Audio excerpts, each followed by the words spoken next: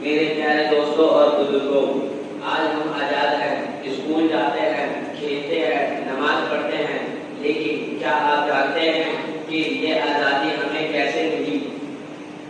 ہمارے ملک کے بہادر مجاہدین نے، چاہے وہ مسلمان تھے یا غیر مسلم، سب نے مل کر قربانیاں دی۔ مولانا فضل حق خیرآبادی، مولانا احمد اللہ صاحب، مولانا عبید اللہ سندھی اور ہزاروں علماء و مجاہدین نے غیر بندی سختیاں برداشت کی، پھانسی کے پھندے پر چڑھ گئے، لیکن غلامی قبول نہیں کی۔ آج ہم پر فرض ہے کہ ان کی قربانی کو یاد رکھیں اور اپنی زندگی میں ایمانداری، محنت اور دینداری پیدا کریں۔